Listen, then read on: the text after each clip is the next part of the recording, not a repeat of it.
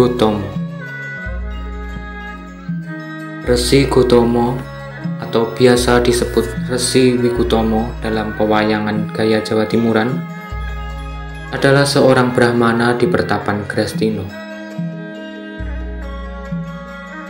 Menurut buku berjudul Rupa dan Karakter Wayang Purwo, Dewa, Ramayana, dan Mahabharata yang ditulis oleh Heru S. Sujarwo, Resi Gotomo merupakan putra tunggal dari Resi Dewosono, putra sulung Bathara Dewanggono yang merupakan cucu buyut dari Bathara Surya.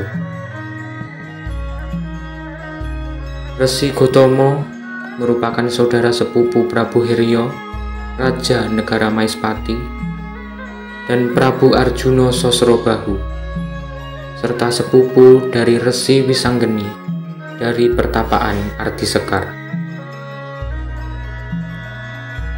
Resi Gotomo memiliki sifat baik, berbudi, dan tekun dalam bertapa. Oleh karena itu, Resi Gotomo memperoleh ilmu kasidan. Ucapannya bertuah, sabdanya manjur. Apa saja yang dikatakannya dapat terjadi. Atas jasa dan baktinya kepada para dewa, Resi Gotomo dianugerahi seorang bidadari kahyangan bernama Dewi Indradi atau Dewi Windradi yang dalam pewayangan gaya Jawa Timuran dikenal dengan nama Dewi Chanu. Dewi Indradi merupakan keturunan dari Bathara Asmara. Resi Gotomo dan Dewi Indradi memiliki 3 orang anak.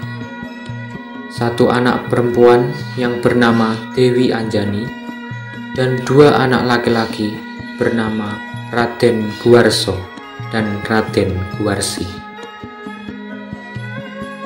Mereka tinggal di pertapaan Grastino, sebuah tempat yang berada di pinggiran hutan dan masih termasuk wilayah dari kerajaan Ngayodya.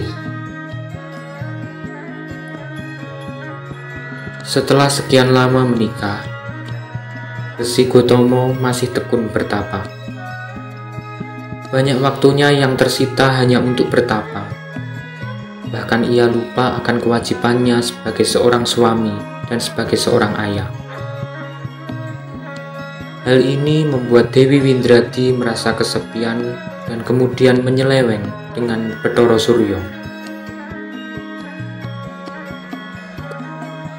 Karena Dewi Indradi dapat memuaskan Bathara Surya, maka ia dianugerahi Cupu Manik Astagina, sebuah benda pusaka untuk menikmati pemandangan alam semesta yang hanya dimiliki oleh para dewa. Suatu saat, Resi Gotomo mengetahui penyelewengan yang dilakukan oleh Dewi Indradi. Penyelewengan ini terungkap ketika Dewi Anjani dan adik-adiknya memperebutkan Cupu Manik Astagina. Keributan itu menyebabkan Resi Gotomo mengusut asal-usul Cupu Manik Astagina. Karena Resi Gotomo tahu bahwa benda pusaka itu hanya dimiliki oleh para dewa. Tidak mungkin manusia biasa dapat memiliki benda pusaka itu bila tidak dianugerahi oleh dewa setelah melakukan suatu hal yang dapat menyenangkan dan memuaskan hati dewa. Resi Gotomo terkejut saat Dewi Anjani mengungkap bahwa Cupu Manik Astagina itu merupakan pemberian dari ibunya, yakni Dewi Indradi. Seketika itu juga, Resi Gotomo menanyakan langsung asal-usul Cupu Manik Astagina kepada Dewi Indradi. Namun, Dewi Indradi hanya diam membisu dan tidak berani menceritakan penyelewengannya dengan Bathara Surya yang telah dirahasiakan sejak lama. Dewi Indradi terus diam dan bungkam, membuat Resi Gotomo marah hingga mengutuknya menjadi batu. Karena kesaktian yang dimiliki Resi Gotomo, seketika itu juga Dewi Indradi berubah menjadi Tugu. Tugu Indradi ini kemudian dilempar ke angkasa oleh Resi Gotomo dan kemudian jatuh di Taman Argosoko, Kerajaan Ngalengka, dengan disertai kutuk. Kelak akan berubah menjadi manusia kembali setelah dihantamkan ke kepala raksasa. Setelah itu, Resi Gotomo juga melempar cupu Mani Astagina yang diperebutkan oleh ketiga anaknya. Resi Gotomo mengatakan, barang siapa yang menemukan benda pusaka itu, maka dialah yang berhak memilikinya. Dengan dorongan ambisi yang sangat kuat, Dewi Anjani, Raden Guarso, dan Raden Guarsi berlari mengejar cupu Mani Astagina. Cupu Mani Astagina terbelah menjadi dua bagian. Bagian cupu jatuh di negara Ngayodya dan berubah wujud menjadi telaga Nirmala. Sedangkan tutupnya jatuh di tengah hutan dan menjadi telaga Sumala.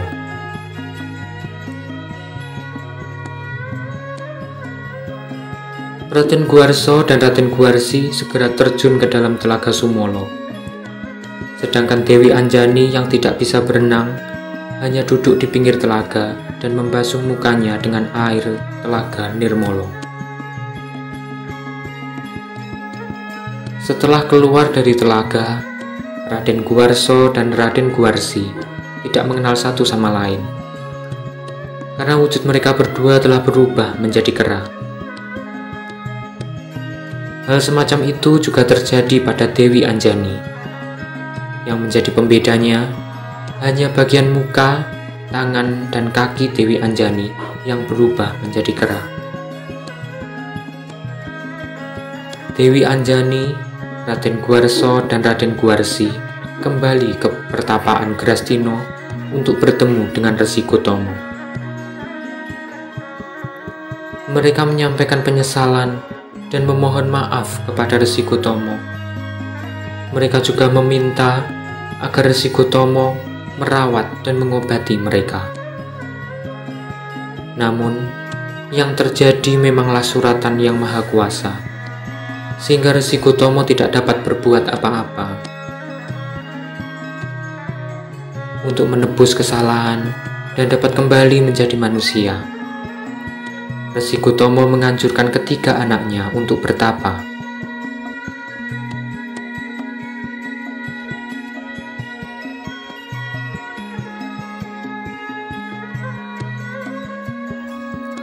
Dewi Anjani harus bertapa nyantiko, yakni bertapa telanjang jongkok seperti katak di telaga Madirdo, dan hanya boleh memakan apa saja yang jatuh di hadapannya.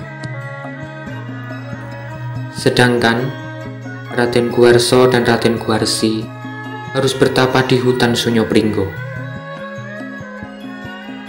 Raden Guarso bertapa ngalong, yakni bertapa seperti kelelawar. Dan Raden Guarsi bertapa ngidang, yakni bertapa dan hidup seperti halnya kijang.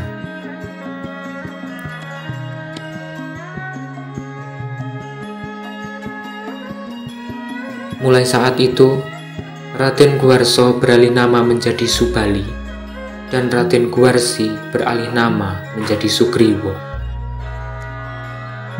Resi Gotomo meninggal dalam usia lanjut, menyusul kematian Dewi Anjani yang baru saja melahirkan Anoman.